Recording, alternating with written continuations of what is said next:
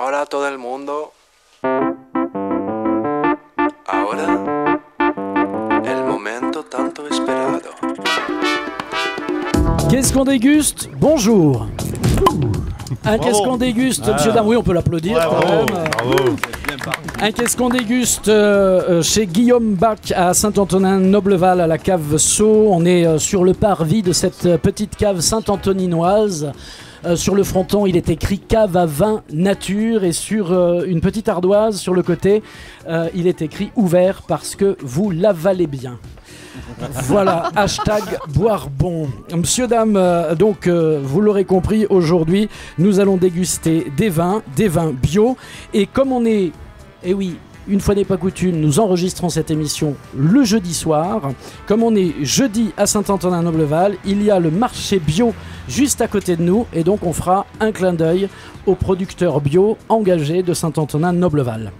Avec nous, autour de la table, les invités de Guillaume Bach d'abord, deux vignerons, une vigneronne avant tout, Amandine Boissel, domaine de Brousse à Cahuzac dans le Tarn. Bonjour Amandine. Bonjour. Merci d'être là et de nous faire déguster tes vins. Charles Bonafont, domaine 5 Peyre. Bonjour. À Cahuzac aussi, Exactement. dans le Tarn. Merci d'être là. Et c'est par toi qu'on va commencer, puisqu'il y a déjà Métis qui est en train de couler dans nos verres. Tu nous le présenteras dans quelques instants.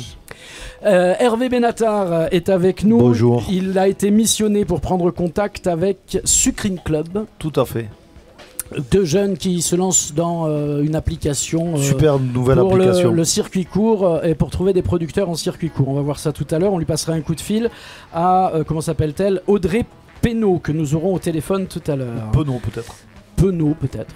Bonjour Émilie. Bonjour à tous. Émilie Brouchet de la Costa, notre engagée de l'art. Engagée de l'art. Alors aujourd'hui justement on va parler de la très regrettée Mystique, la graffeuse célèbre. Ouais, qui nous a quittés la semaine dernière. Ouais. Et puis il y a évidemment Philippe Audard. Dans les meubles.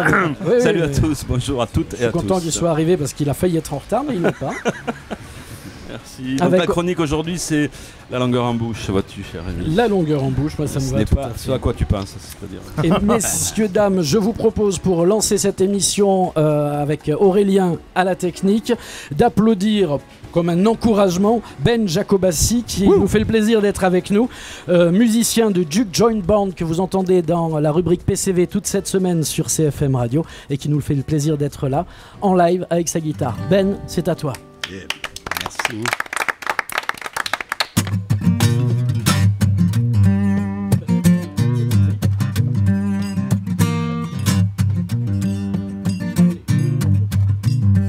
You better come into my kitchen because it's gonna be raining outdoor. Oh, woman I love, I stole from my best friend. Some joker got lucky, stole her back again. You better come into my kitchen because it's gonna be raining outdoor. Yeah, she's gone. I know she won't come back. I've taken the last nickel out of her nation sack. You better come into my kitchen because it's gonna be raining outdoor.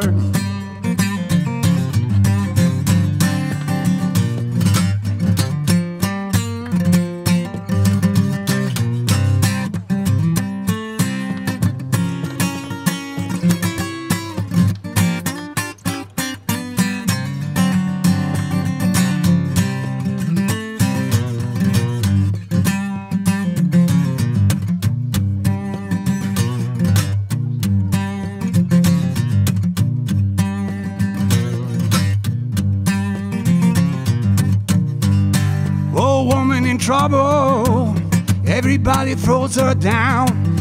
She's looking for a good friend, none can be found.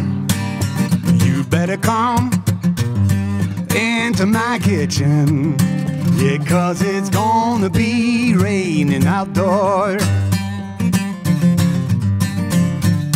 Winter time is coming, and it's gonna be slow. You can't make the winter, babe. Let's try long so. You better come into my kitchen, yeah, 'cause it's gonna be raining outdoor.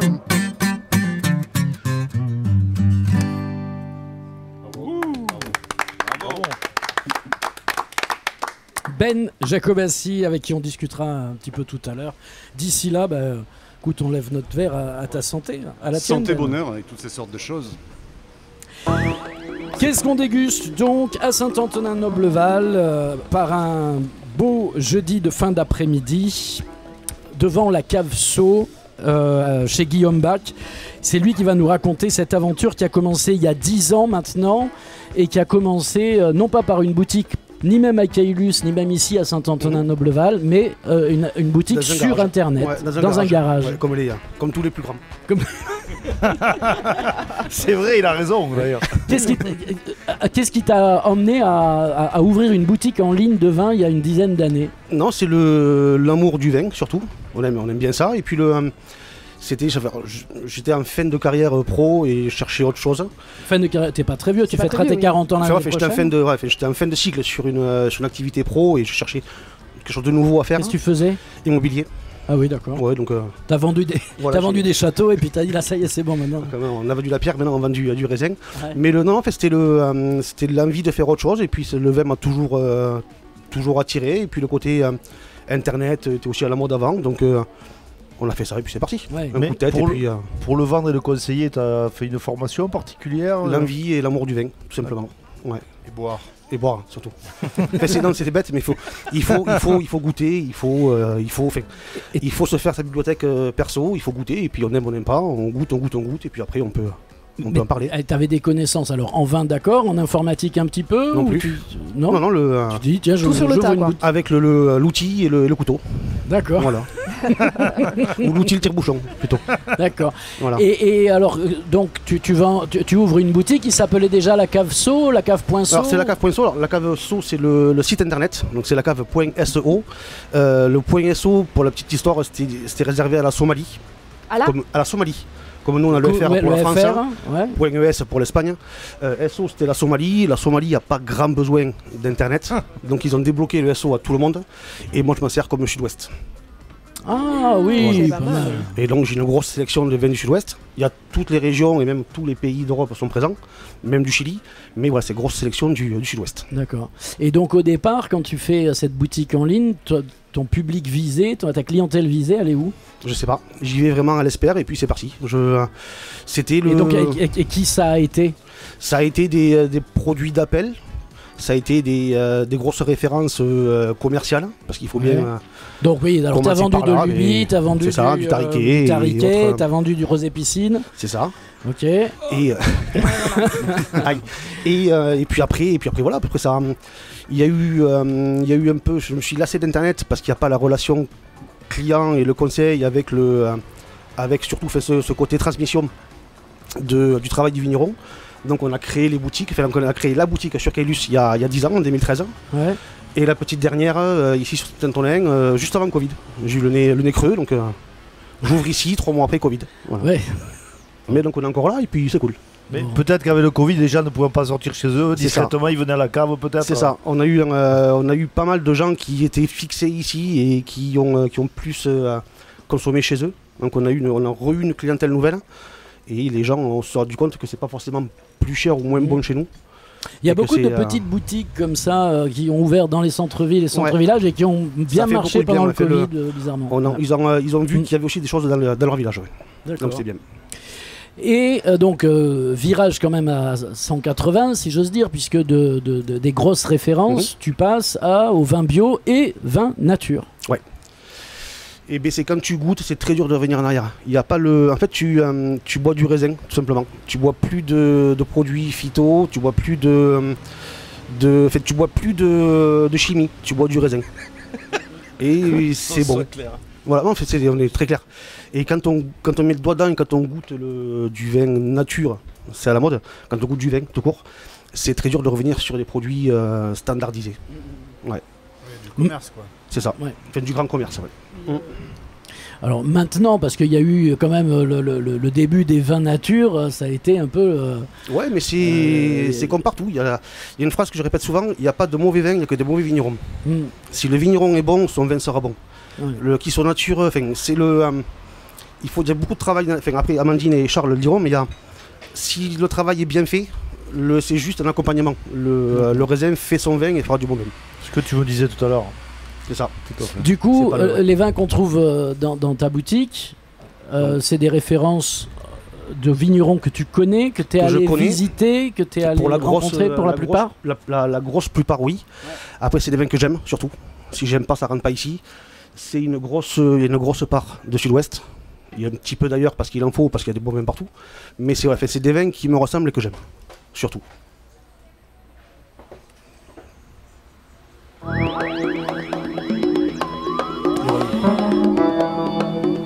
Qu'est-ce qu'on déguste, Philippe? Oui, enchanté. C'est vers toi maintenant que je me tourne. On fait une petite parenthèse dans notre conversation avec Guillaume Bache et avec Bache. On dit Bache ou on dit Bac? Tant que je réponds, c'est bon. Ça marche. On va dire Guillaume. Parce que Philippe ici présent, qui a vendu lui-même du vin par le passé. Oui, des vins naturels. Et qui en a bu par le passé aussi, puisqu'il a tout arrêté maintenant. non, mais moi j'étais sur les premiers salons de la Dive ou la remise et tout ça. Les salons fatigants. Exténuant, c'est ça. Voilà. Et j'ai appris à goûter du vin. Parce que je savais pas, moi je savais le boire, je savais pas le goûter. Donc voilà, aujourd'hui, c'est la longueur en bouche. Et l'amateur que je suis aime déguster des vins, certes, mais si en parler ne me passionne pas. Lorsque j'écoute les chantres du divin breuvage, certaines expressions me surprennent toujours. Mais il y a une sensation qui retient malgré tout mon attention, c'est la longueur en bouche. Alors Rémi, c'est pas du tout ce à quoi tu penses, hein. On n'est pas dans le registre de la gorge profonde, mais bien celui des gosiers pentus. Oui, Rémi. Je répondrai même pas. Voilà. L'attaque est la première impression ressentie dans la longueur en bouche, c'est l'attaque. C'est la première impression qu'on ressent lorsqu'un vin est mis en bouche. On dira aussi qu'un vin nous laisse une impression précise et immédiate lorsque son attaque est franche. Alors là, je me tourne un peu vers les vignerons pour savoir si je dis des bêtises, vous m'arrêtez. Parce que je reste un amateur. Voilà. Vient ensuite l'équivalent en dégustation de la note de cœur. C'est le cœur du parfumeur, par exemple. Le milieu de bouche. Le vin révèle alors sa structure et son équilibre. Est-ce que c'est ça que vous... Ouais, on dit qu'un vin va être... C'est en deuxième phase qu'on dit comme un charpentier, qu'il a... C'est ça, du corps. Aidez-moi. On en parlait tout à l'heure, ça c'est vraiment des descriptions très normées, très codées de, je dirais 45-60 nerfs. Voilà. Mais ça fonctionne très bien. Ouais, et à la fin tu me donnes une note, hein, et je suis sur 20. Voilà. Ensuite il y a la note de queue, qui est la finale. Oui, j'ai un de queue, et oui, voilà, je l'ai appris aussi, pas non plus. C'est la conclusion de notre analyse d'un vin dégusté. Donc après avoir avalé ou recraché, notre gorgée, on percevra des tanins, plus ou moins soyeux. Donc voilà, on jugera la persistance qui dépasse parfois 8 à 10 secondes. Oui, Rémi, plus de 10 secondes, tu t'en rappelleras, j'espère, sur les prochaines soirées. Voilà. Ne riez pas à ces bêtises, ne riez surtout pas à ces bêtises. Un bon vin bien fait qui exprime bien le caractère d'où les cépages entrant dans son élaboration. Il traduit bien l'influence de son terroir, pour lequel le viticulteur a démontré du respect dans son travail et procurera des sensations intenses à l'amateur et à chaque stade de la dégustation. Voilà. Alors, je ne sais pas, quelle est ton approche, toi, quand tu décris un vin, Guillaume? Dis-nous un peu comment tu... Non, il n'y a pas ce côté très... normé. Très normé, très guindé de nez, bouche, œil. On va surtout chercher les caractéristiques des cépages. Le mosaque va donner un goût de pomme. Plein d'autres choses. Le Duras du Ouais, tu vas plutôt aller chercher des images. Il faut désacraliser ce côté très bordelais entre guillemets du pinard. On boit du pinard, voilà. Il est bon ou il est pas bon déjà. Et s'il est vivant, c'est les sensations qui vont le faire. Il y a trop de gens qui sont complexés en fait de ça. Sur la terminologie, c'est pour ça que je veux l'aborder. C'est très bizarre en fait. Souvent il y a des clients qui arrivent, qui goûtent, mais moi je n'y connais rien en vin. C'est la phrase typique. Et en fait moi ça m'énerve. Je dis toujours aux clients, vous aimez pas, c'est la première chose en fait. Si ça ne te plaît pas, c'est pas grave, je te demande pas de me... Et en plus, devant le vigneron, ils se sentent encore plus obligés de faire tout un grand discours. Alors qu'en fait, et ça, je trouve que maintenant, il faut vraiment arrêter cette façon de décrire les vins. C'est des sensations, c'est chacun sa sensibilité. En plus, c'est nos goûts, tout ce qu'on apprend tous les jours. En fait, c'est très culturel, en fait, la façon dont on mange et tout ça. Donc du coup, comment on décrit un vin, c'est aussi comment on mange, comment on a grandi. Enfin, c'est très... Ce qu'on partage, le moment. Voilà, exactement. Oui, mais on peut le voir aussi comme une technique de dégustation. En fait, on peut, outre le fait qu'on fait quand même ici dans le sud-ouest du Bordeaux bashing, on peut voir aussi cette technique de dégustation, comme tu as dit Philippe, comme le parfum en fait, notre tête, notre cœur, comme une manière comme une méthode, c'est très ennuyeux, mais c'est très académique en fait. L'œnologie, c'est ça. La sommellerie, ça va être beaucoup plus de servir les vins et de les ressentir. C'est vraiment deux mondes, je trouve, la technique et le boire. Mais je suis entièrement d'accord avec toi. D'ailleurs, il y a une vigneronne qu'on a reçue à Qu'est-ce qu'on déguste, qui est de Fronton, qui m'a dit cette chose-là. Je fais du vin, mais j'aurais très bien pu faire du parfum. Donc c'est assez similaire au point de vue. Moi, je préfère boire du vin. Une chose, c'est que aussi ce qui est important, c'est des fois de cacher la bouteille, comme ça on n'est pas perturbé. Oui, ça, c'est souvent on est favorisé, des préjugés par rapport à ce qui est écrit sur la bouteille aussi. Mais disons que le vin prend finir juste avec ce côté très normalisé. Quand on est devant des grands étals. C'est qu'il y a beaucoup style supermarché. Voilà. On sait à peu près où c'est qu'on va. Ça permet de voir où c'est qu'on va. On a des petites boutiques comme chez nous ou chez le vigneron. Il faut oublier. Il faut juste donner ce qu'on aime. Et faire confiance à son caviste. Exactement, se laisser guider parce que là, en vrai, il y a une carte des vins remarquable, il faut le dire, parce qu'on fait beaucoup de caves. Là, c'est très chouette. T'as juste envie de tout boire en fait. Donc voilà. Vous êtes bien sur CFM, c'est Qu'est-ce qu'on déguste. On est à la cave Sceaux à Saint-Antonin-Nobleval et c'est Charles Bonnafont que vous venez d'entendre, domaine de Saint-Peyre. C'est lui qu'on déguste, enfin lui, en tout bien tout honneur, c'est son vin qu'on déguste, évidemment. Et on est sur le Métis, c'est donc un Mosaque puisque il y a de la pomme. Et non. Et voilà. Alors, je reviens à ce que tu disais juste à l'instant. Le Métis, en fait, c'est né de plusieurs rencontres. En fait, alors, je vais être un peu structuré dans mon approche. Allez, vas-y. Non, mais pour faire simple, en fait, le vignoble gaillacois, je crois, a beaucoup souffert du manque de notoriété. Et du coup, on a fait planter beaucoup de cépages qui ne sont pas de chez nous, notamment des gamay. Ces gamay, moi, j'adore les boire. J'ai beaucoup de copains du Beaujolais qui font des super trucs.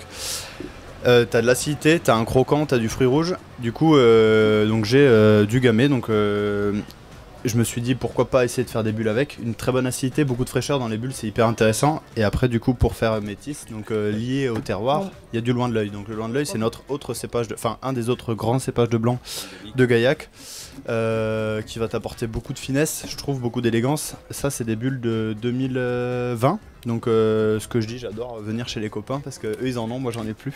Donc, voilà, ça, en fait, on arrive avec des petites finales de rhubarbe. Tu sais, le bâton, la mâchouille rouge, un peu acidulée. Voilà, ça fait des styles vraiment assez marqués. C'est fait comme un pétillant naturel, c'est-à-dire que là, en fait, on va presser le jus. On va le laisser fermenter avec ses levures, donc j'insiste beaucoup là-dessus parce que quand je vois une table comme ça, je me dis c'est la culture française en fait. Nous avons du fromage, nous avons de la charcuterie, nous avons du pain et nous avons du vin. Il manque le béret. Mais les fraises, c'est la saison. Et cette saison, on a quelques fèves. Mais en fait, tout ce qui relie ces produits, c'est vraiment la levure. Et la notion de terroir, c'est la levure qui va transformer et magnifier en fait la matière première qui va être le lait, le jus de raisin et qui va le conserver. Et tu goûtes une pomme, je dis toujours, tu pourras dire la vérité. Tu pourras jamais dire le type de sol. Tu goûtes du cidre, tu pourras dire le type de sol que tu as en dessous. Du fromage, c'est pareil. Du vin, c'est pareil. Et ça, c'est vraiment l'incarnation de la culture française. Et je pense que c'est notre métier de le mettre en valeur. Et Guillaume le fait vraiment bien. Voilà. Une petite question sur la période fermentaire. Est-ce que tu sulfites avant ou pas du tout? Alors celui-ci, il n'a pas vu de soufre du tout. Ni à la mise, ni rien. Non, ça c'est... oui, donc on était sur la fermentation levure, merci. Donc là, après, on laisse fermenter tout doucement. Donc les bulles, c'est le plus doucement possible, comme ça tu soutires, tu appauvris un peu ton milieu et après on le met en bouteille quand il reste encore un petit peu de sucre. Donc c'est les sucres naturels du raisin. C'est-à-dire que quand on presse le jus, il y a 150 grammes de sucre, et bien quand tu le mets en bouteille, il va en rester 20 et du coup il va finir ces 20 grammes en bouteille, c'est ce qui va faire le côté pétillant. Exactement. Donc là, pas de soufre du tout sur l'antidote qu'on va goûter juste après. Antidote blanc sec, donc là, Mozac est loin de l'œil et un petit peu de muscadelle. 2021, donc année terrible. Ouais. Je me suis installé en 2014, après 2013. Je crois que j'ai jamais vu une année aussi rude que ça.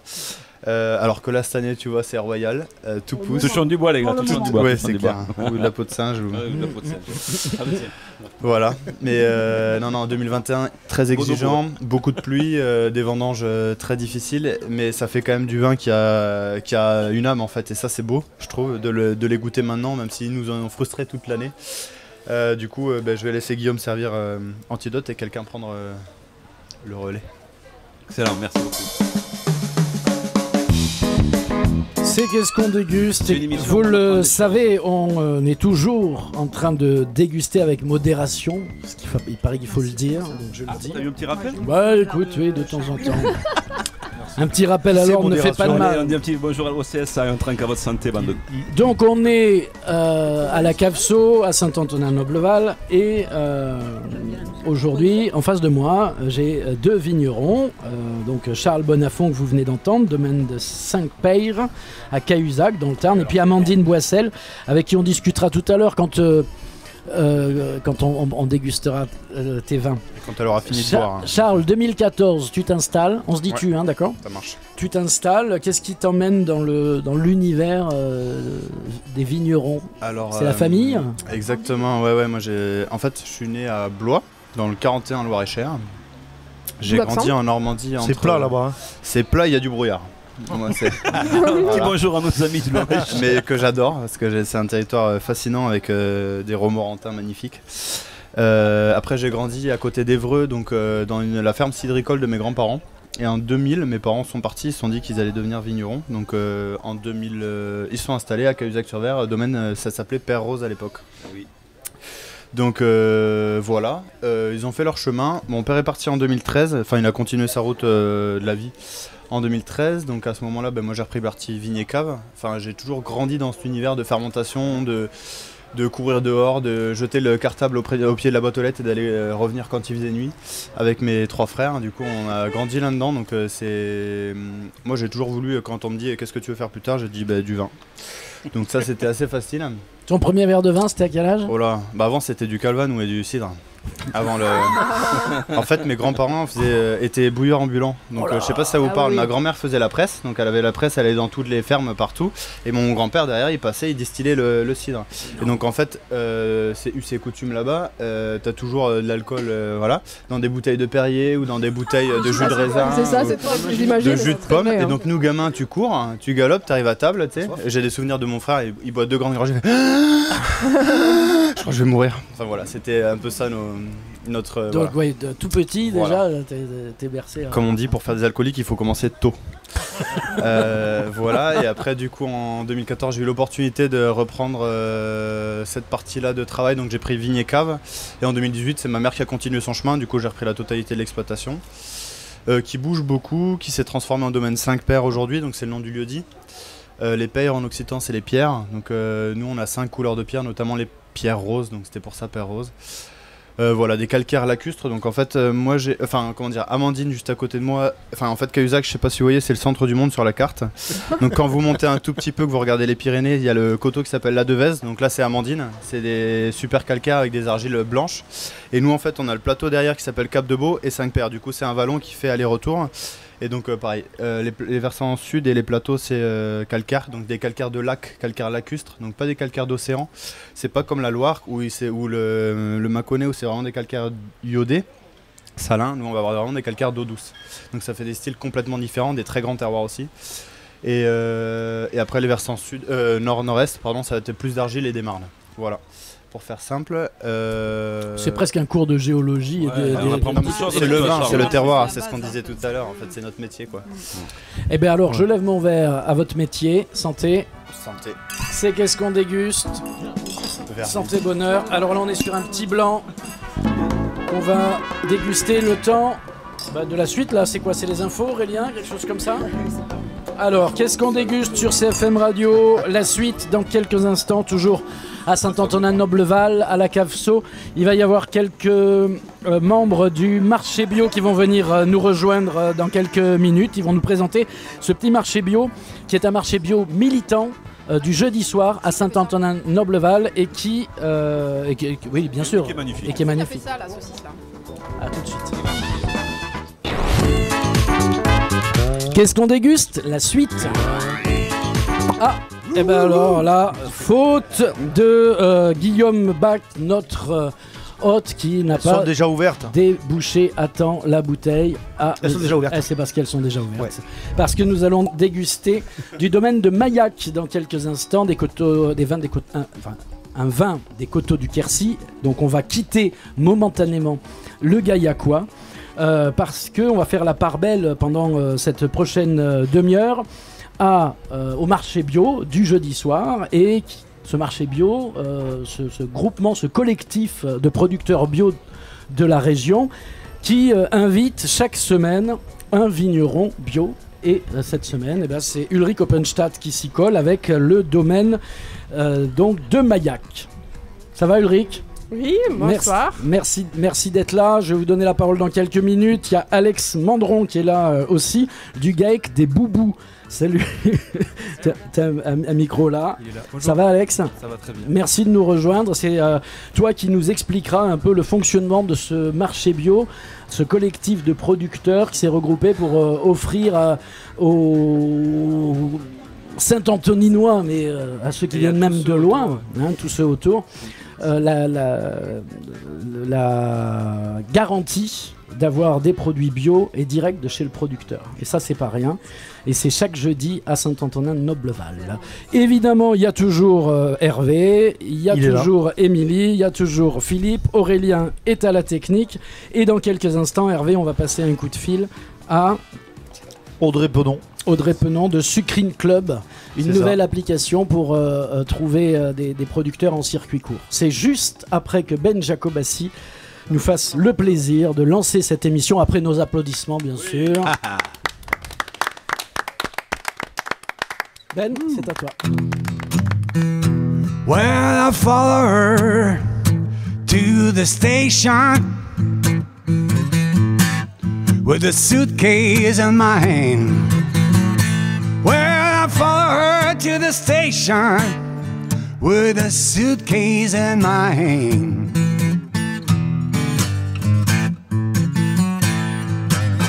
Well, it's hard to tell when all your love in vain, all your love in vain. When the train come to the station, I looked her in the eye. When the train come to the station, I looked her in the eye.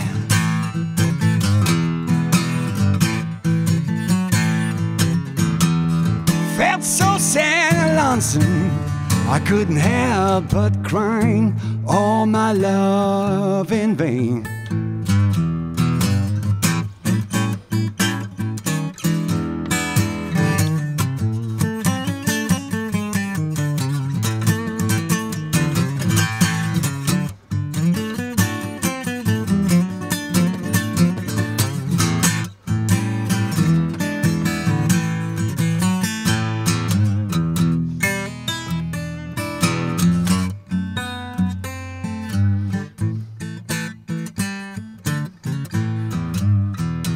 When the train it left the station, there were two lights on behind. When the train left the station, there were two lights on behind. Well, the red light was my mind, blue light was my babe, all my love in vain.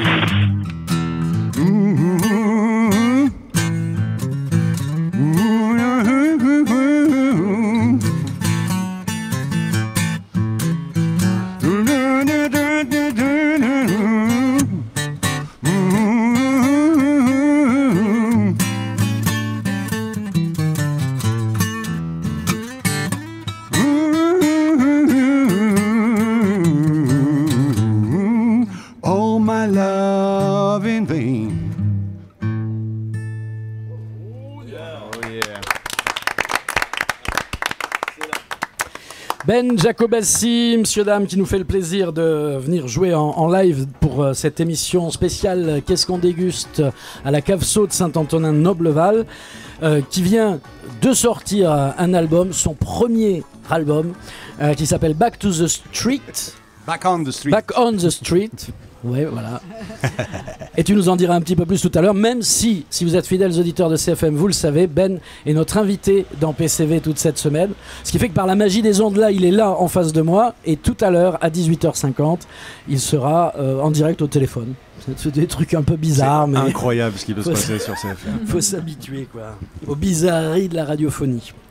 Bon, monsieur, dame, ce Qu'est-ce qu'on déguste va s'intéresser maintenant, comme depuis le début, au circuit court. Et on va le faire au travers d'une application qui s'appelle Sucrine Club.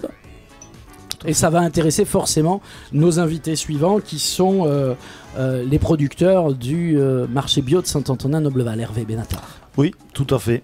Donc juste pour commencer, une petite explication sur le circuit court qui a été énormément plébiscité pendant la période du Covid, puisque les gens cherchaient à se fournir à proximité de leur lieu d'habitation.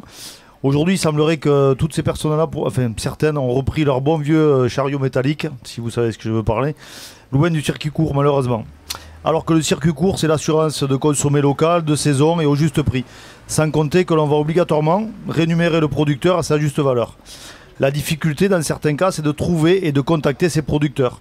Donc aujourd'hui, nous avons sur le Tarn-et-Garonne, c'est assez récent, puisqu'après la région toulousaine et le Gers, une application qui s'appelle Sucrine Club, qui a été créée par un couple, Audrey et Lionel Penon, afin de rencontrer plus facilement par une application, donc à télécharger simplement comme toutes les autres applications, et de trouver les professionnels par rapport au lieu où on se trouve. C'est-à-dire que vous avez juste à être géolocalisé et vous allez trouver facilement tous les professionnels, les producteurs qui peuvent vous fournir des produits facilement. Donc je crois qu'Audrey est au téléphone, donc si Audrey pourra plus facilement vous expliquer le fonctionnement de cette application qui s'appelle Sucrine Club. Après la moto, donc Sucrine Club. Audrey, est-ce que tu es là? Oui, bonjour à tous, merci.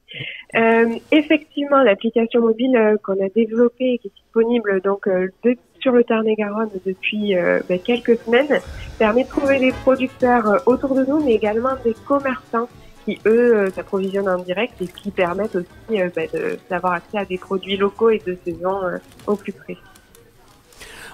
Comment est partie, bonjour Audrey, comment est partie cette aventure là pour vous deux, puisque l'application existe déjà sur un autre département, le Gers, c'est la région toulousaine. C'est ça, exactement. Alors du coup, l'application est disponible depuis le mois de novembre 2021. On a aujourd'hui plus de 600 points de vente sur notre carte. Donc on a commencé par le Gers et la Haute-Garonne. On a décidé de poursuivre la création du réseau sur le Tarn-et-Garonne. Donc un territoire que vous connaissez très bien, sur lequel on retrouve énormément de petits producteurs très diversifiés. C'est vrai que le territoire est très très riche, donc c'est hyper intéressant pour nous de pouvoir mettre en valeur ceux qui font et également les commerçants qui permettent de vendre ces produits. Donc aujourd'hui, on crée le réseau tous les jours. Il y a de nouveaux points de vente. On en a plus de 65 aujourd'hui sur le Tarn-et-Garonne. On a notamment l'épicerie Léonard que vous avez rencontré il y a quelques temps. Mais on a également un producteur de spirine, par exemple, à Montauban. On va avoir les vergers de Toucault vers Auvillard, qui a des vergers et qui fait de la transformation. Voilà, on va vraiment ces producteurs, vous les rencontrez comment? Alors, de différentes façons. On fait les marchés. On a notamment fait le marché de Saint-Antonin-Nobleval au mois de janvier. On a fait le marché de Costal. On a fait le marché de Montauban. On va les rencontrer aussi sur les fermes. Et on crée surtout le réseau par recommandation. Donc, à la fois des consommateurs, mais également des professionnels entre eux. Et c'est comme ça qu'on peut développer le réseau tous les jours, quoi, finalement. Alors nous, on s'intéresse beaucoup au parcours des gens. Audrey, quel est votre parcours avec votre associé? Alors, mon associé, c'est mon mari. On s'est rencontrés à l'école d'ingénieurs il y a une dizaine d'années. Donc, nous, on est ingénieur en informatique de base. Lui, plus sur la partie technique, donc en développement informatique. Il a monté une équipe, en fait, sur Toulouse pour développer des logiciels. Et moi, je suis du coup j'étais plus côté, on va dire, industrie, je mettais en place des solutions de gestion d'entreprise, donc pour les grands groupes comme Pierre Fabre, le groupe Atlantique ou la Techware. D'accord. Bon, mais tout ça, c'est quand même un peu, même assez loin des métiers de bouche et des producteurs. Oui. C'est effectivement. Alors après, moi je suis petite fille d'agriculteur, Lionel a sa sœur qui est éleveuse de brebis dans les Alpes, donc on baigne dans le milieu depuis toujours. Nous, on consomme des produits locaux pour nos besoins personnels depuis toujours. Et en fait, c'est en écoutant justement à la radio un éleveur qui disait que c'était compliqué pour lui de se faire connaître à l'extérieur de son village, qu'on s'est dit que en fait il y avait vraiment quelque chose à faire, parce que nous on a des difficultés quand on part en vacances, quand on part en déplacement professionnel, de pouvoir trouver facilement en fait des endroits où on peut acheter des produits du coin, des produits du terroir, découvrir vraiment ce qui se fait ailleurs. Qu'on s'est dit que en fait il faudrait avoir une carte pour les géolocaliser très facilement et pouvoir les contacter très facilement. Oui, parce qu'en effet, pour avoir téléchargé l'application, ce qui est très sympa, c'est que on a le producteur, on a des renseignements, on a son portable directement, et comment il fonctionne. Non, mais je vais avoir ton 06. Et ça permet de, quand on est dans un endroit, l'endroit où se situe, de pouvoir appeler, savoir si on peut directement aller chercher des produits. Donc l'application, Audrey, elle est valable des deux côtés, c'est-à-dire il y a les consommateurs et puis il y a les producteurs, c'est ça? Comment on fait pour si on est producteur par exemple pour adhérer à Sucrine Club? Alors pour pouvoir adhérer à Sucrine Club, il faut respecter les 3 règles du club, c'est-à-dire vendre en majorité des produits locaux, donc qui ont été produits dans un périmètre de 200 km autour du point de vente, de saison et en circuit court. Donc, ce qui nous permet de référencer à la fois des producteurs qui font la vente en direct, donc à la ferme ou sur les marchés. On a des producteurs qui vendent exclusivement sur les marchés. Et quand on référence leur point de vente sur les marchés, ça marche aussi. Et des commerçants, des artisans qui produisent pas forcément directement eux, mais qui s'approvisionnent en direct. Voilà. Donc, en fait, une fois que le professionnel respecte ces 3 règles, il remplit en fait un formulaire. Et ce formulaire-là, il peut le trouver directement sur l'application. Il y a un petit encart conseiller une adresse. On peut récupérer directement des informations de particuliers qui vont nous conseiller des adresses. Ou alors, le professionnel peut directement, lui, s'inscrire sur ce formulaire. Et nous, dans un deuxième temps, dans tous les cas, on rappelle les professionnels pour vérifier les informations avec eux. D'accord. Ils payent un abonnement. C'est quoi votre business plan ? Alors, le référencement, il est gratuit pour les professionnels. L'objectif, c'est vraiment de quadriller le territoire et d'avoir un maximum de points de vente pour que les consommateurs puissent trouver au plus près de quoi s'approvisionner en local. Et là, on est en train de développer de nouvelles fonctionnalités, notamment le catalogue de produits, qui fera partie des fonctionnalités payantes que devront débloquer les professionnels avec un abonnement mensuel sans engagement, pour pouvoir mettre encore plus d'informations sur leur fiche, avec le tarif de chacun des produits qu'ils proposent, des photos, des petits conseils, les labels, etc. Et donc ça leur permettra à eux de mieux valoriser ce qu'ils font et à terme de pouvoir vendre également leurs produits sur l'application, parce que c'est d'avoir une boutique, une petite boutique en ligne sur l'application du coup. Mais est-ce que pour le consommateur c'est payant, c'est gratuit? Pour les consommateurs, c'est intégralement gratuit. Voilà, l'application est disponible au téléchargement sur les différents stores. Voilà. Quand on se déplace un peu partout, c'est quand même intéressant. Parce que des fois, on est à côté d'un producteur qui peut proposer ses produits alors qu'on va l'acheter dans une boutique. Je pense que personne autour de cette table ne remettra en cause l'intérêt effectivement d'une application comme ça. Je ne sais pas s'il en existe d'autres d'ailleurs, à part le Bon Coin. Mais... C'est un peu le TripAdvisor de la bonne bouffe, quoi. Ouais. Tinder. Le Tinder du circuit court. C'est ça. Toi, ce soir, t'es branché ce soir. Ok, Audrey. Donc je sais que vous avez déjà rencontré quelqu'un qui est autour de cette table, puisque Alex Mandran du GAEC des Boubous, vous l'avez rencontré à Gaillac. Hein. Raconte-nous, Alex, ta rencontre avec Audrey. Eh bien, justement, elle est venue sur le marché, sur le Nocturne Bio de Gaillac, qui est un marché de producteurs bio, à l'image du marché de Saint-Antonin. Et elle est venue se renseigner justement pour un peu référencer des producteurs. À la base, ça t'intéresse un projet comme ça C'est toujours intéressant de répandre un peu les producteurs bio et que ce soit le plus accessible possible à toutes les personnes. Voilà. Ça s'appelle Sucrine Club. Il faut télécharger l'application. Très facile. Merci Audrey Penaud et bonne continuation pour votre pour votre petite entreprise. Aujourd'hui, le Tarn-et-Garonne, demain, le Tarn, l'Aveyron, le Lot, j'imagine?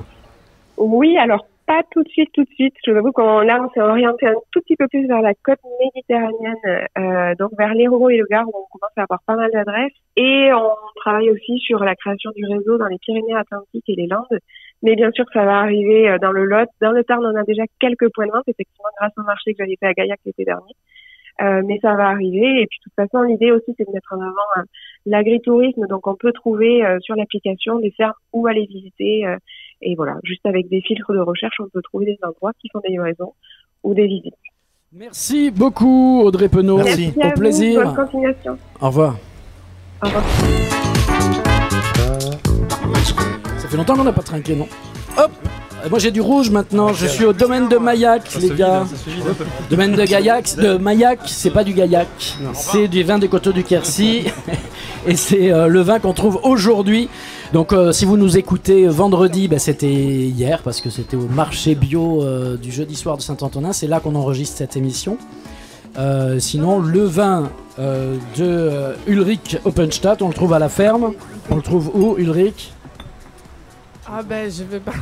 On le trouve à la cave à Saint-Antonin par exemple aussi. Ah bah oui, à la cave Sceaux. Sinon à Sedona, à Caussade.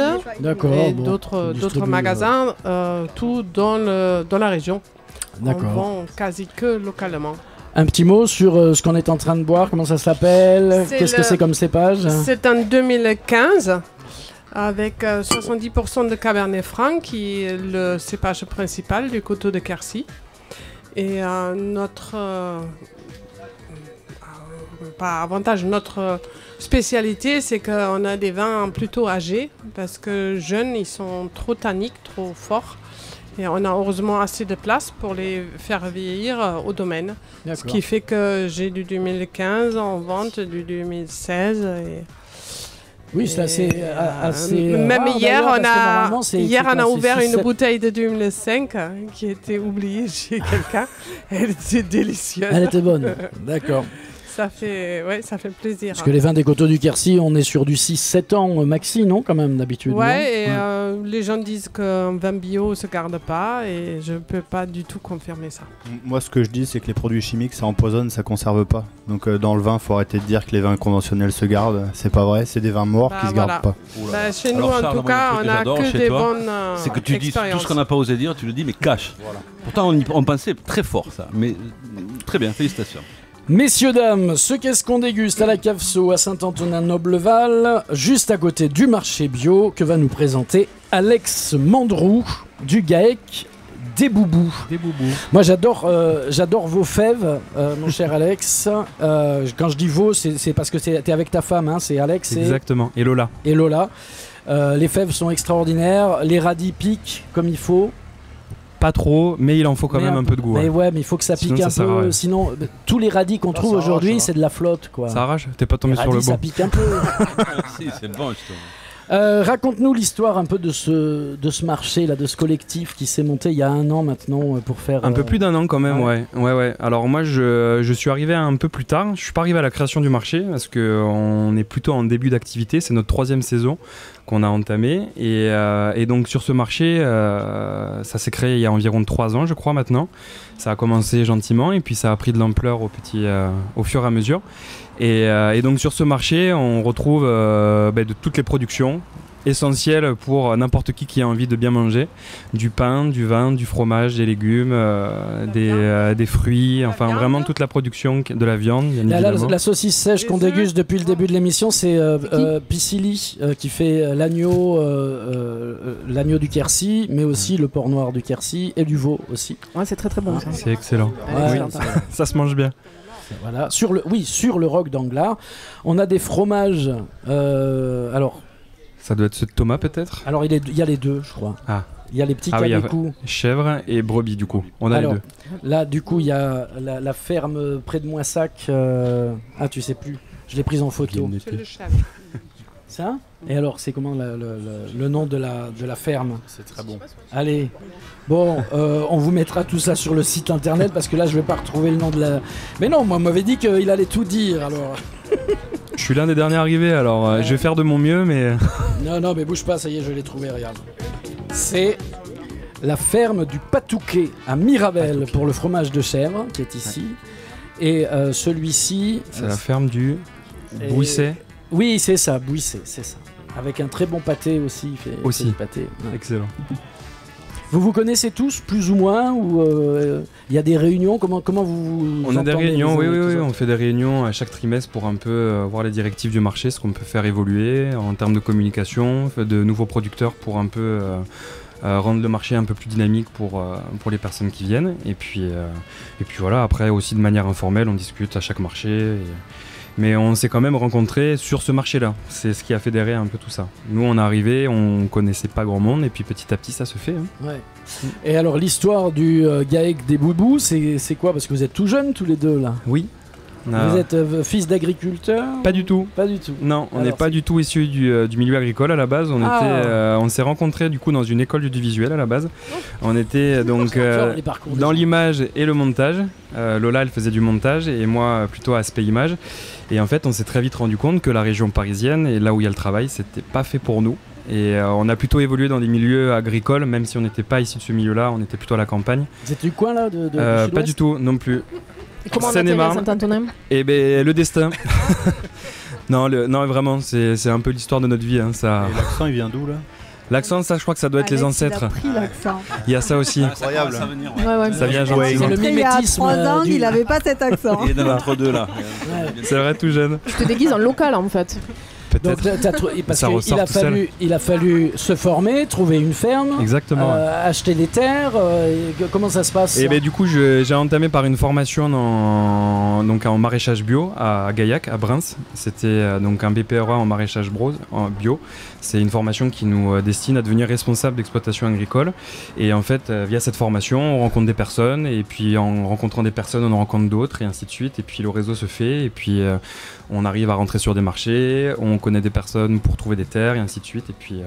Et donc, à la sortie de Brens, je suis passé par un espace test dans lequel je suis encore aujourd'hui, qui est l'essor maraîcher. Donc c'est une plateforme qui permet de lancer les personnes issues du milieu agricole ou non, pour tester leurs projets agricoles, donc que ce soit sur du maraîchage, de la production de vin, la production de fromage, de viande, de pain. C'est un peu comme des pépinières d'entreprise, exactement. mais pour le milieu agricole. On peut louer les terres? Comment ça se passe? Oui, en fait, on a tout un lieu de production avec, alors du coup, l'essor maraîcher, ça s'appelle essor maraîcher parce que c'était voué pour des maraîchers dans un premier temps, mais vu l'engouement que ça a eu, il y a eu une ouverture à tous les autres secteurs qui étaient de l'agricole.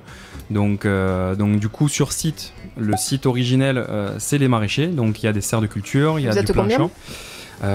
Actuellement, on est 4 ateliers, mais c'est des ateliers de 2 personnes, donc entre 8. Et après, sur la structure même, avec ce qu'on appelle archipel, donc c'est ceux qui ne sont pas sur site et qui font d'autres productions, on est entre 15 et 20 personnes à tester des projets. Ça veut dire quoi, être sur site mais sans production? Donc sur site, c'est les maraîchers. Oui. Donc c'est là où il y a l'atelier de production pour les maraîchers, et ceux qui sont en archipel, ils sont chez des agriculteurs où ils peuvent tester leurs projets avant de réellement s'installer pour leur vraie installation, quoi. Tester avant on teste, on se rend compte de la réalité du métier, la réalité des...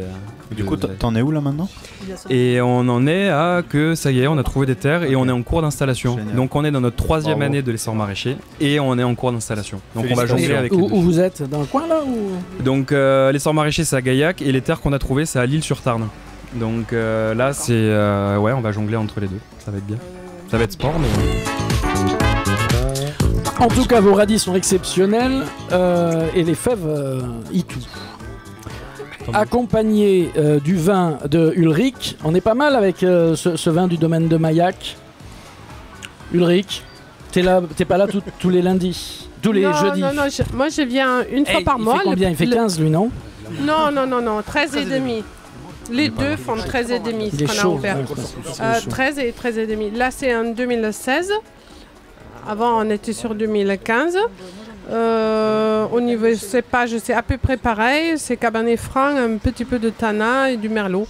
Les cépages classiques du coteau de Quercy.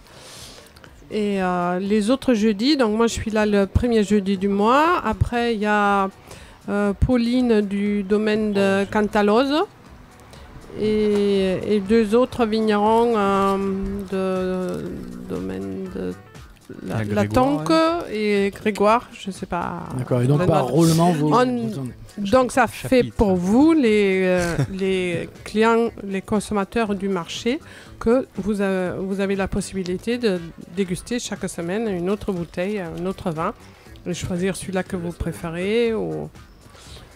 Voilà. Vu que c'est pas un produit comme la salade ou les fraises qui se consomment chaque semaine, comme ça, on trouvait que c'était bien pour vous. Merci Ulrich Oppenstadt, donc du domaine de Maillac. Merci d'être passé. Au plaisir. Au plaisir. Longue vie au... Je vous attends au stand dans un mois donc. Dans un mois. Au domaine à Montclar de Quercy. D'où elle vient, c'est son histoire. Non. C'est-à-dire que vous pouvez passer au domaine à Montclar de Quercy. Elle te racontera au domaine. Voilà. Je vous montrerai tout. Vous pouvez déguster tous les différentes cépages et millésimes. Et racontez plus que si vous voulez savoir plus. Merci Ulrich en tout cas. Merci Alex. De rien. Nos amitiés à Lola. À Lola. Tandis que derrière nous, quelqu'un fait un créneau un peu tape-cul. Un petit bisou. On n'a rien vu. On n'a rien vu, on ne dira rien. C'est un sexe féminin qui compte. Qu'est-ce qu'on déguste sur CFM Radio à consommer avec modération? On revient dans quelques instants. Allez, c'est parti. Mais non, pas encore. C'est parti. C'est parti. Qu'est-ce qu'on déguste? La suite. Allez, on lui a pas dit que le premier avait été enregistré, alors ici remet Guillaume Bache à la manœuvre. Ouais, bravo, applaudissez-le, monsieur dame. Quand même. Avec un bouchon qui se défend. Qu'est-ce qu'on déguste sur CFM Radio à la cave Sceaux à Saint-Antonin-Nobleval, cave à vin nature. On s'y arrête parce que c'est quoi Parce que vous l'avalez bien. Parce que vous l'avalez bien, voilà. En fait, t'aurais pu être coiffeur aussi pour les blagues. Tu sais, t'as une petite notoriété sur les blagues et les jeux de mots comme un Guillaume. Que toujours. Pourquoi ne pas s'amuser? Oui, non, mais ça vient d'où? C'était petit comme ça, t'étais déjà. Je pense que c'est ou génétique ou je sais pas. Pourtant, dans l'émission, tu nous en as pas fait beaucoup des blagues. Non. Donc je compte sur toi. J'ai un peu le track, c'est la première fois. Donc il nous reste 25 minutes, je compte sur toi.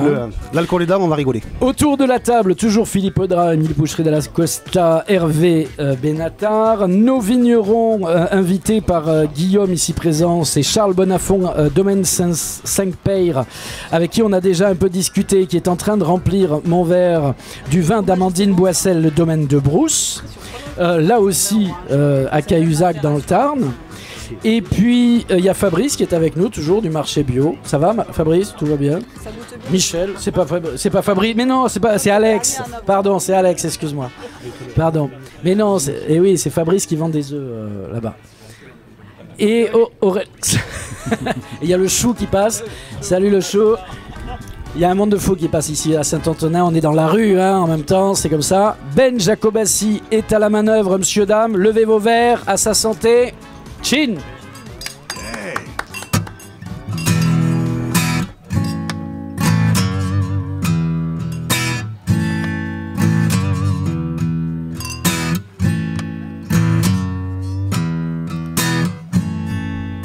I'm alone in that cold cell, and I long to see my child.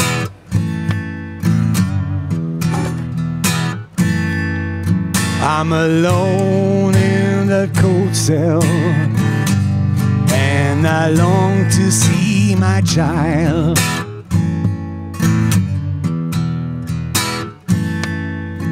It will be a cold day in hell for the open that steel gates.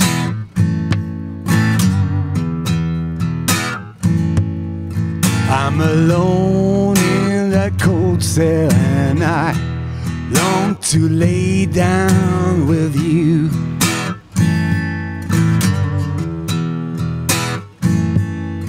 I'm alone in a cold cell, and I long to lay down with you.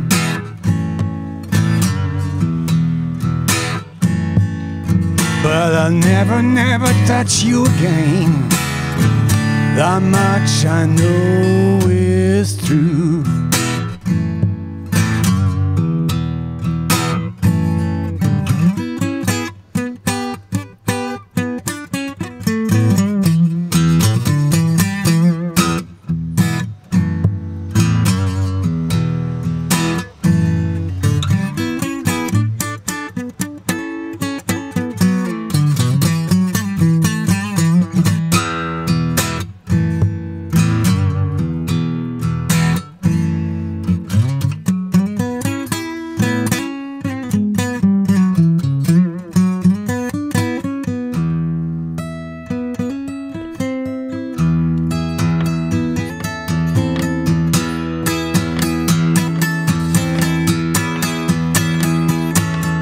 I'm alone in that cold cell, waiting for that fateful day.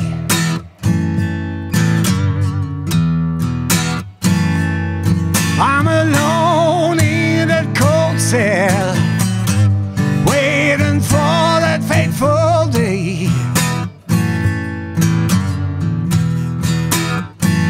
Oh, the day will come and the light be no more.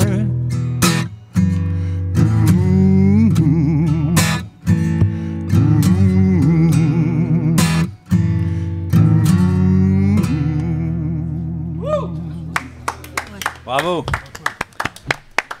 Merci Ben. Ben Jacobassi du Juke Joints Band qui vient de sortir un album, monsieur Dame. Back on the Street. Absolument, oui. À découvrir sur CFM Radio en ce moment dans l'émission PCV. Alors Ben, merci d'abord d'avoir accepté de venir faire les ouvertures de chaque demi-heure de cette émission. Et merci. Parce que je sais que c'est une émission difficile à... La participation est dure, quoi. Il faut boire des coups, il faut manger des trucs. J'avoue que j'ai pris sur moi, mais jusqu'ici tout va bien. Bon, l'aventure Juke Joints Band se porte bien, visiblement. Ouais, ça redémarre après une période d'inactivité, comme tout le monde. Hein. Ça va. Ouais. Ça va, ouais. Quelle place tu mets dans le bon vin, la bonne bouffe, dans ta vie de musicien? Quelle place ça a? Bah, tu sais, nous on joue, on est essentiellement des musiciens de bistrot, donc on joue pour des gens qui aiment bien vivre, et qui aiment bien sortir, bouffer, boire, et toutes ces sortes de choses. Donc ouais, c'est important. Puis en plus, je vis avec une périgourdine, quelqu'un pour qui la bouffe et le vin, c'est quasiment une religion. Donc ouais, ça a pris une grosse importance dans ma vie. Ouais. Ça veut dire que quand tu vas jouer dans un bistrot, le mec il a pas intérêt à te servir un sandwich jambon beurre ou hein? Passe mal, bah, disons que quand ça arrive, on essaye de pas revenir. On sélectionne aussi nos employeurs des fois. Ouais. Mais bon, la plupart du temps, ça se passe très bien. On va te voir, je sais pas, dans le coin cet été, un peu dans les parages là. Où est-ce qu'on tourne quand on est autour de Saint-Antonin là on tourne partout. Avec JJB, on a joué un peu en Suisse, un peu en Touraine, un peu dans les. Ouais, non, mais ici. Ouais, mais ici. Bah, je sais pas, à un moment, il y avait sur la place le bistrot de la place là. Oui, le bistrot de la Halle, sur la place. Oui, ouais, on va probablement jouer là, y jouer. Bah, oui, à un moment donné. Oui. Évidemment. Il y a Lisa qui arrive derrière. Salut Lisa. Ça va? Eh ben oui, on est dans la rue, tout le monde passe, c'est très agréable. Et alors, on va te voir. Il y a le camping aussi, non? Il y a pas. Je pense pas qu'on y passe cette année. Il y a un bar qui vient d'ouvrir. Tiens, je fais une petite pub comme ça au passage. Il y a un bar qui vient d'ouvrir à Puy-la-Garde, à côté entre Caylus et Parisot là-bas, enfin après Parisot, qui s'appelle l'Auberge des Deux Bois. Et on va y jouer là le 11 pour l'inauguration de l'établissement. Faut lui tirer les verres du nez, t'as vu quand même. Ouais. Je suis un très mauvais commercial. D'accord. Bon. Et très bon musicien. Et vous jouerez des reprises et des compos. Là, ce soir, les 3 morceaux, c'est des compos? Alors, les 2 premiers morceaux que j'ai joués, c'était des morceaux de monsieur Robert Johnson. Je manque jamais de faire un grand hommage à ce bluesman. Et le dernier morceau là que j'ai joué, c'est un morceau qui est de nous, par contre, sur un texte qui est pas de nous, qui est d'un pote qui s'appelle Karl Strand, qui habite à Limogne en Quercy, qui est un franco-américain. Ouais, l'étranger quoi. Pas tout à fait. À moitié. Non, pas parce qu'il est américain, parce qu'il est de Limogne. Et donc ce morceau est sur l'album qu'on a sorti en mars là. T'as une voix très. T'as une voix de bluesman. Ouais. Bien. Merci beaucoup. Ça c'est un gros compliment ça. Non. Ouais, il joue bien de la guitare quand même aussi. Hein. Merci Ben encore, merci beaucoup. Merci, applaudissez Ben s'il vous plaît. Merci. Et donc nous sommes sur ce qu'a débouché Guillaume il y a quelques minutes.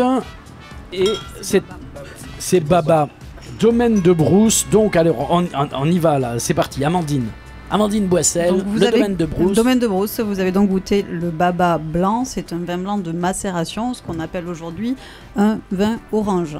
Donc c'est un mot un peu à la mode en ce moment, mais souvent les gens ne savent pas ce que c'est. Donc le vin orange, en fait, c'est un blanc qui est travaillé comme un rouge. Du coup, on est sur un vin un peu structuré. Donc là, on est sur du loin de l'œil, cépage autochtone, enfin cépage de Gaillac. Et voilà. Voilà. Je ne sais pas quoi dire alors, de comment plus. ça marche alors comment ça marche le domaine de Brousse? C'est qui? C'est Amandine Boissel toute seule? Non, c'est pas On a moi. compris que tu étais la voisine de ton Charles. voisin de table, là, de Charles. Exactement. Mais donc non, moi je suis revenue sur le domaine familial. Donc c'est un domaine, c'était le domaine de mon arrière-grand-père. Je suis la 4e génération au domaine de Brousse.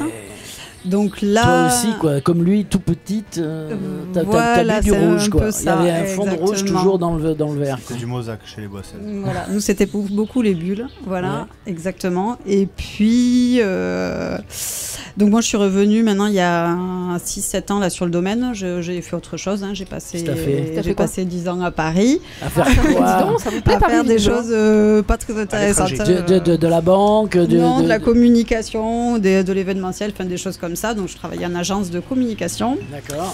Et je suis revenue à l'âge de 30 ans sur le domaine. J'ai repris une année, j'ai fait une année de reconversion professionnelle en fait vraiment, où j'ai fait un BTS Vitiono pour avoir une petite base et je suis revenue au domaine. C'est marrant Voilà. que comme quand on est jeune, on veut tous travailler dans la com, dans la pub, on se dit tous putain ça doit être trop génial, t'as vu, c'est trop génial. Et puis bon, la coque, tout ça va un moment quoi. Non, moi j'avais très envie de vivre à Paris en fait. Ça c'était depuis longtemps, du coup il fallait trouver une raison d'y aller. Quand on est en centre-ville à Paris, ça peut être sympa. Exactement, Ouais. moi j'étais en plein centre-ville, j'étais dans le 11e arrondissement et voilà, et c'était super. Mais du coup, tu reviens. Le verre de vin il coûte plus cher qu'à Brousse. Hein. Non, c'est pas si cher Paris. Non, Paris n'est pas si cher. Viens boire un coup à Montauban le soir, tu vas voir la douille que tu prends. Hein. Ouais. Et à Saint-Antonin le dimanche matin. À part à la cave. Sur le marché, sauf chez moi. Ouais. Chez moi, ça va. Quand on boit un coup chez toi, comment ça se passe, Guillaume? Bien, toujours. Non, il n'y a pas de. On avale, 7 euros le verre. C'est ça, c'est le 7 euros le verre. On avale bien chez toi. Non, il n'y a pas de. C'est même pas le prix auquel ils nous achètent les bouteilles. Non, il n'y a pas de. Tout se passe et puis voilà, il n'y a pas de. On est là pour prendre du bon temps et partager. Voilà. C'est que le reste, dire, on est là pour prendre de la caillasse. Non, ça c'est secondaire. Avant, c'était l'immobilier ça. Voilà. Il a gagné assez avant, attends, maintenant. Je reviens à toi. Promis, Amandine, je reviens à toi, mais parce que c'est important. On peut boire des coups au verre ici. On peut boire des coups au verre. Et donc, on est à combien le verre de vin? Ça dépend de la bouteille, ça dépend tout. Mais je voilà, sais pas, c'est pas l'activité. Un petit baba là. Là, on est dans les 3-4 euros. 3-4 euros. Voilà, oui, c'est correct. Oui, non, c'est pas. C'est normal. Après, c'est pas l'activité première. Tu remets ta tournée au bout de combien de verres? Mieux que moi, donc. Et tu remets ta tournée au bout de combien de verres en fait? Ça dépend aussi. En moyenne. Ça dépend de la bouteille, ça dépend des personnes, ça dépend un peu tout. Mais enfin bref, il y en a qui le font mieux que moi, donc eux ils le font, moi je fais ça. C'est ça? C'est ça. Bon. Arrêtez d'agresser notre hôte là. Allez, il était sympa jusque là. Il il s'est dit ah mais c'est chouette d'accueillir l'émission. Qu'est-ce qu'on est. Amandine Boissel, domaine de Brousse. Oui, Amandine. Donc, tu pars à Paris, tu fais la folle, et puis tu reviens. Bon, si, attends, quand t'es dans la com, tu fais un peu la folle. Non, pas du tout.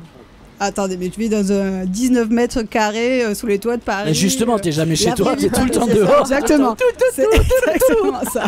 C'est vrai que j'étais pas souvent chez moi. Mais voilà. Non, mais très donc belle tu vie, rentres au bon air. Oui.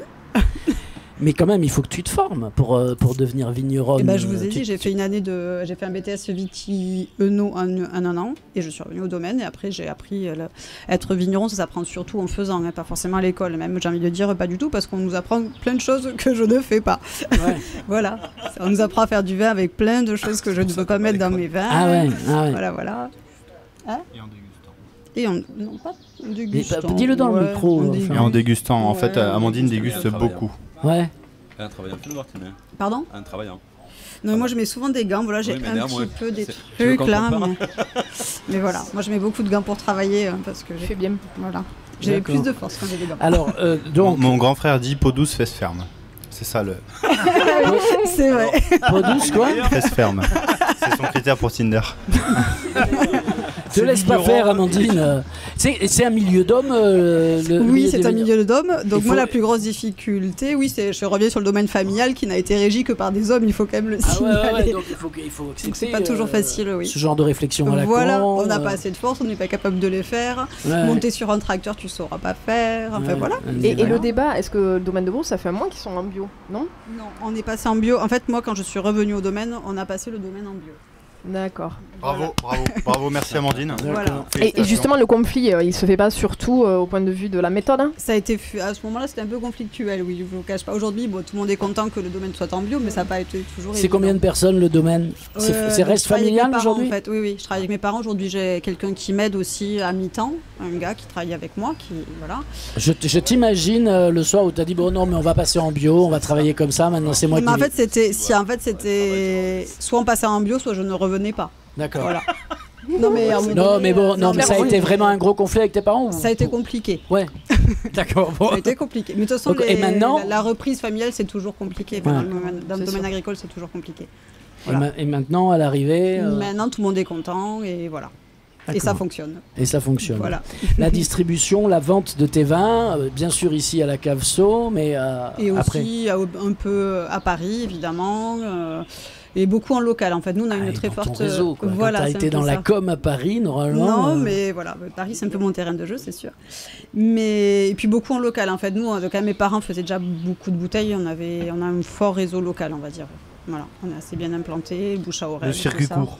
Le circuit court. On vient visiter à la ferme, on vient prendre... Oui, on a beaucoup de passages à la maison, ouais, pas mal. Pour acheter, pas pour déguster. Hein. Non, ouais. Ah bon ? Pourquoi ? Parce que c'est relou les déguster. Bonjour, est-ce que je peux déguster ? Je suis en rando et tu pars avec 0 bouteille, t'as pris 1 heure au vigneron. Non mais attends, par exemple, les mecs qui font... les camping-cars. Musicien s'il veut jouer comme ça gratuit. Les halles de camping-car, c'est vachement bien. Le mec, il a un gros coffre, il peut rentrer plein de caisses, non ? Ça, c'est dans l'idéal. Enfin, déguster, pas acheter, excusez-moi. Enfin, moi, j'ai jamais dégusté sans partir avec des bouteilles. Toi, t'es un gars bien. Mais il y a des malheureux, non, mais quand même. C'est le jure que les Hollandais, les Anglais, ça c'est. On vient en avion. J'arrive à 13h, t'es en train de manger, t'as démarré à 6h ta journée. Est-ce qu'on peut déguster ? Non. Et là, t'as ta grand-mère, toi, qui te dit lève-toi de table, les clients est roi. Ah bah non. Ça, au moins, c'est dit ça. Mais par contre, je suis d'accord avec toi. Je comprends pas des gens qui te font déguster, ouvrir des bouteilles éventuellement et pas acheter. Ça me paraît. Eh bien, il y en a. Bon, le domaine se porte bien. Tout à fait. On est d'accord, le domaine de Brousse. Ça, le baba, c'est un vin de copain pour boire là, comme on vient de le faire. Mais le vin, ça on va boire du sérieux derrière ou bien ? Ouais, oui. Alors, non, mais te laisse pas faire, on a dit que... Le travail, ça se respecte. Ça va chier ce soir. Évidemment, moi j'aime beaucoup le baba. Ouais. Non mais ça c'est très bon. C'est très bon. C'est un joli équilibre. On passe à la suite dans quelques instants. Évidemment, monsieur, dame, tout ça se fait avec modération à la Cave Sceaux à Saint-Antonin-Nobleval sur CFM Radio. Dans Qu'est-ce qu'on déguste ? On parle d'art et même d'art mortuaire. Tichot. Allez. Non, mais oui, elle est morte. Oui, elle est morte. Donc, je vais vous parler de Mystique, cette artiste graffeuse. Alors, ses graffitis sont en noir et blanc avec une légère touche de rouge qui attire l'œil. Elle ajoute souvent des slogans, des messages assez poétiques et très engagés qui amènent l'admiration de ses fans. Mystique sait aussi bien manier l'art de la rue que les subtilités de la langue française. Alors de son vrai nom, Radia Nova est née en 1956 d'un père tunisien et d'une mère française. Et elle a vécu toute son enfance à Montmartre. Alors son petit surnom, Mystique, lui vient du journal de Mickey et de la fameuse sorcière railleuse qui se prénommait Mystique. Souvenez-vous. Donc c'est une amoureuse de la littérature, de la poésie. Elle écrit un peu comme passe-temps. Elle fait des études en art appliqué. Elle partage sa passion pour l'écriture et son goût pour l'art. Alors après une rupture amoureuse, ça ouvre les chakras parfois, on se lance dans le street art. Elle se lance dans le street art pour combiner l'écriture et l'art. Ses œuvres sont souvent des autoportraits de femmes très sexy, aux courbes sensuelles, au regard aguicheur. Et elle peint à la manière des pochoirs. Alors c'est une technique très facile à mettre en œuvre, qu'elle est rapide. Et on peut répéter les œuvres. Le fait qu'elles soient rapides, ça évite les gendarmes de peindre trop longtemps sur les façades. Ces œuvres sont souvent accompagnées de phrases poétiques ou chocs, du style « La poésie est un luxe de première nécessité » ou encore « De toutes les manières, c'est l'humour qu'elle préfère ». Pardon. Et j'aime bien celle-ci. « L'homme est un loup pour les hommes et un relou pour les femmes ». Donc chaque mur devient un support d'expression. Et d'un point de vue conceptuel, elle refusait l'image de la femme soumise à l'homme, la femme qui fait figuration, la potiche en somme. Ses réalisations transpirent l'amour et la séduction. Elle s'inspire de son vécu affectif pour peindre et dépeindre l'amour avec un grand A. Donc Mystique nous a quittés le 22 mai dernier, mais laisse sur les murs de Paris des œuvres qui font philosopher les amoureux de la vie. Et comme elle l'écrivait si souvent, vivre, c'est de la bombe. Mais pas que sur les murs de Paris, sur les murs de Montauban, oui. On a 2 mystiques qui sont dans le centre-ville de Montauban, il faut savoir les trouver. Ils sont pas très loin du musée Ingres. Dans ce quartier, il y a une côte qui monte vers l'église Saint-Jacques. Et si vous prenez une petite rue sur la gauche, parce qu'il faut aller vraiment le chercher, vous ne la trouverez pas comme ça, cette œuvre de Mystique. Mais c'est une odalisque. Elle a repris une œuvre d'Ingres, en fait. Et avec un des slogans dont je ne me rappelle plus. Mais voilà, c'est... Il y avait 2 œuvres d'elle. Une a été refaite parce que la façade a été refaite. Et c'est le street art, c'est ça. C'est l'éphémère, de toute manière. Donc il y en a une de ces œuvres qui a disparu. Et l'autre, j'espère bien qu'elle va rester là et qu'elle va rester longtemps. Voilà. Ouais. Sur une maison privée ou Oui, dans la rue. Mais c'était à la fois une commande de la commissaire d'exposition, de la directrice du musée Ingres de Montauban, qui très régulièrement fait venir des artistes de rue pour rendre hommage à Ingres. Et donc, si tu te balades dans les rues de Montauban, tu as plein d'artistes qui ont fait des graphes ou autre chose. Voilà. Merci. 4 minutes, me dit-on. 4 minutes, c'est large.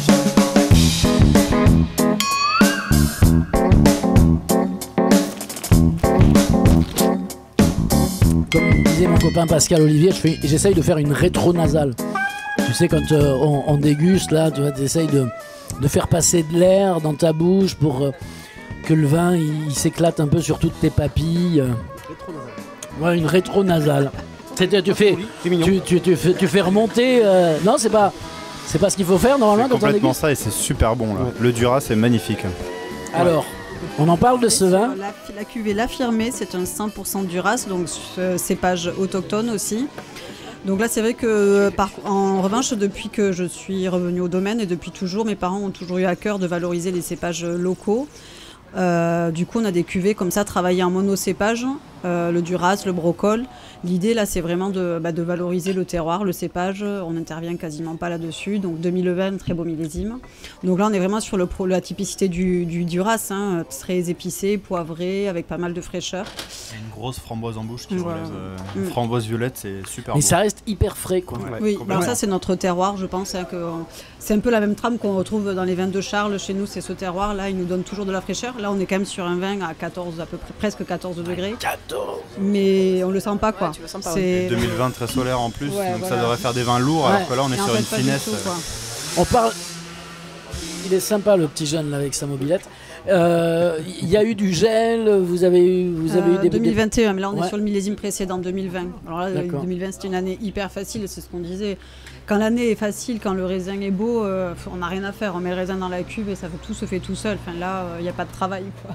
C'est vrai que c'est bon. Vous êtes sur des cuves inox, vous avez de rigueur, mais en gros, ça se fait facilement. Voilà, c'est le vin qui va fermenter spontanément. C'est super, quoi. Quand tu as des millésimes comme ça, c'est top. Il y a beaucoup de vignerons, notamment dans le bio et dans le nature, qui font des vinifications dans des cuves, en terre, en fût, machin. En amphore. Moi j'ai des amphores. Ah, t'as des amphores. Ouais. Lui, parce que ton voisin d'en face, il fait le signe du violon. Il fait du violon. C'est dans le caveau à côté de là où on vend en fait. Souvent. À côté, il y a des vieux foudres magnifiques qui sont vides, que j'arrête pas de dire à son père qu'il faut remettre des foudres parce que ça, c'est du travail. Non, pour toi, il n'y a pas d'intérêt. Bien sûr que si, il y a un intérêt vraiment, mais en fait, si tu veux, c'est tellement cher. Là, en fait, si vous voulez, le prix du vin passé en amphore, il faudrait mettre 2 ou 3 euros par bouteille juste pour passer dans l'amphore. Ça coûte combien juste donc, on est sur combien là? Ça sort à combien? L'affirmé chez Caillou. Un peu plus 8 euros, 8,90 €. C'est cadeau. C'est cadeau. Et c'est des grands vins. Ils sont entre 12 et 20 euros, oui, d'accord. Il n'y a pas d'amphore, mais oui, moi j'ai une cuve en amphore que je sors à 16 € aussi. Oui, d'accord. Normal. Voilà. Oui, c'est de la terre cuite, c'est des petites jarres, hein, c'est pas la grosse amphore, c'est des petites amphores, c'est pas des jarres exactement. En terre cuite, c'est de la terre du Lauragais, ça a été fait à côté et moi j'aime beaucoup le résultat là-dessus. D'accord. Bon, on n'est pas sur le violon de ton voisin. Parce que moi j'hésite quand même à faire le violon de ton voisin quand même. Charles a raison, il a raison sur certaines choses. Côté. Non, après il y a certainement un intérêt technique, mais au-delà de ça. Ouais, moi c'était vraiment un intérêt technique. En fait, je trouve que la terre vient apporter de la fraîcheur et je trouve depuis quelques années, on a quand même entre guillemets ces degrés qui montent, on voit que le soleil arrive et tout, et la terre en fait, vraiment la terre cuite, ça vient vraiment tendre les vins quoi. T'es sur le jus en fait. Ouais. Oui, mais là où je te rejoins, c'est qu'on a des tendances marketing. Tu connais très bien ça, je suppose. On a une tendance marketing qui parfois prend les gens pour des idiots. Après, je renie pas du tout l'aspect technique quand c'est fait dans cette optique. Alors il y a un paysan avec son tracteur. J'adore son tracteur. J'adore. Attention, je veux le même. La maison, ça c'est le tracteur de mes rêves. Énorme. Avec un vibroculteur. Ça c'est qu'est-ce qu'on déguste. Voilà. C'est qu'est-ce qu'on déguste à Saint-Antonin, à la cave Sceaux, et ça tire à sa fin. Donc, on fait un petit tour de table, avant de redonner la parole à Guillaume Bach qui nous a accueillis ici. Tu voulais dire quelque chose? Non, après quand on fera le tour de table. Eh bien c'est maintenant, on fait un tour de table parce qu'on s'en va. Ah oui, non, moi je voulais simplement saluer les étudiants de l'AgroParisTech qui ont fait une mise au point très claire sur l'avenir de l'agriculture. Je l'ai vu, extra. Voilà, après je me suis mis une belle peignée avec le directeur de l'AgroParisTech pour lui expliquer que les temps ont changé et que la roue tourne. D'accord, bon. Charles, je passe à toi. Moi j'ai une petite annonce à faire. Toi aussi, Amandine. Le 3 juillet au château de Bruniquel à 18h, il y a... Quoi? C'est le moment, non? Allez, on y va. Bon, alors, le 3 juillet, le dimanche 3 juillet à 18h, il y a le formidable Bernardo Sandoval et Serge Lopez. Voilà, donc venez nombreux. D'accord, bon, à Bruniquel où il y aura le festival des châteaux de Bruniquel, on le sait. Vous êtes tous les bienvenus à la maison. Moi je vais réitérer ce que j'ai dit il y a pas longtemps en fait. Réitère. Je réitère, oui. C'est toujours la fromagerie à Montèche. Où j'étais il n'y a pas longtemps et franchement c'est une pépite. On a passé une soirée dégustation de fromage et de vin. C'est aussi un ami qui a monté cette boutique, mais franchement c'est très très sympa. Dégustation d'huîtres. On fait un petit tour de table, j'explique pour les autres parce qu'ils n'ont pas l'habitude, mais quand on finit, quand on s'en va, on fait un petit tour de table sur les bons plans, les bons petits restos, les bons petits bistrots. Bon plan ce week-end, c'est Biocibel à Groyer, en producteurs locaux. Ouais. Mais il y avait pas non plus Contraste bientôt à Rodez. Mais ça c'est l'événement à pas rater, c'est pas le bon plan du soir. C'est quoi Contraste? Mais c'est pas un truc pro Contraste? C'est un salon pro. Ouais. Alors qu'est-ce qu'un salon pro? Un salon professionnel, en fait, si vous voulez, nous dans notre métier, on fait du vin, on s'adresse à des clients comme Guillaume à Caylus. Il y a les clients particuliers qui viennent à la maison, mais aussi les clients professionnels qui nous revendent. Et donc nous on cultive vraiment ce réseau-là. C'est des gens bien qui nous représentent, qui sont nos ambassadeurs vraiment partout en France. Et donc Contraste, c'est un salon sud-ouest. C'est vraiment donc Terre de Gaillac, c'est une association. Donc Amandine et moi sommes présidents. Donc à Gaillac, c'est 18 vignerons, tout bio, tout levure indigène, tout vendange manuel. Pour toutes les dimensions que ça incarne. Et en fait, ça fait un moment qu'on est frustré parce qu'on est la seule grande région viticole, le sud-ouest, donc Cavesso, sud-ouest, et non Somalie, mais et non SO2. On est à la fin là, il faut que tu arrêtes les digressions. Les digressions, et en fait, on est la seule région viticole n'ayant pas de salon fédérateur nature. Et donc on s'est dit, on est une assoce qui bouge. En fait, à Gaillac, c'est le seul coin dans le sud-ouest, j'ai l'impression, où tous les vignerons autour de la table sont contents de boire des coups ensemble. Et du coup, on s'est dit, on monte ça. Donc ce sera à Rodez, ce sera 19 et 20 juin. Ce sera salon professionnel avec vraiment un casting incroyable de vignerons qui travaillent tous. Donc avec cette charte-là, vendange manuelle, levure indigène et bio, dédié aux professionnels du monde du vin. C'est pas un truc, ça n'existe pas du côté de la Tour de France, ça Ah ouais, mais les caves se rebiffent. Oui, voilà. Tu peux, non? C'est dans l'esprit. C'est les mêmes esprits. D'accord, génial, génial. Sauf que nous, c'est le sud-ouest, donc il y a quand même un cran dessus. Ouais. Bon, Rodez, ah oui, rien. Ah oui, et non. Non mais Rodez, c'est loin. Pas de négoce. Non mais vraiment, en fait, il y a beaucoup de salons avec des exactement chartes très rigoureuses, et c'est ça qu'on veut incarner. Toutes les cuvées ont vraiment une âme en fait. Guillaume, c'est toi qui nous as accueillis, c'est toi qui vas avoir le mot de la fin. C'est moi qui vous remercie. Avant que tu donnes le mot de la fin, on va t'applaudir parce qu'on va c'est Guillaume qui nous fait ça là. Ouais. Bravo. Merci Guillaume. Guillaume à poil. C'est la radio, on peut. Merci à vous, merci pour la visibilité, merci pour tout ça. Et juste, on va faire très vite. Aurélien fait la gueule parce qu'on est en retard. Mais juste, c'est buvez moins, buvez mieux, mais surtout buvez pas de la merde, surtout. D'accord. Avec modération, c'est ça qu'il faut dire. Merci. Voilà. Non, mais alors, moi, j'ai ma rencontre et je vais finir là-dessus avec Guillaume. Elle a été rigolote parce que je suis rentré dans cette petite boutique et j'ai trouvé un vin que j'aime. Quand je vais en vacances, j'aime bien remplir mon coffre des vins que j'aime bien. Et il y avait un vin qui s'appelait Je t'aime mais j'ai soif, qui a une super étiquette, qui a un super nom et qui est super bon. Ouais. Et c'est un petit vin blanc, on est sur muscadet, melon de Bourgogne. Un petit muscadet qui envoie du bois. Domaine de Fédôme, et non, en fait, c'est le sens des priorités. Je t'aime, mais j'ai soif. Voilà. Et donc là, il n'y a plus que des magnums. Je vais t'en prendre un. Mais tu partiras avec, et je t'offrirai avec grand plaisir. En plus, tu me l'offres? En plus, je te l'offre. Oh, pas pareil. On va l'ouvrir. Il est frais? Il dit pas trop. Ah, on va pas l'ouvrir. On l'ouvrira pas. Dommage. Merci Ben Jacobassi d'avoir été là. Merci à toi. Merci à toi. Merci à Aurélien qui a fait la partie technique de cette émission. C'était Qu'est-ce qu'on déguste sur CFM Radio, à consommer avec modération. J'arrête.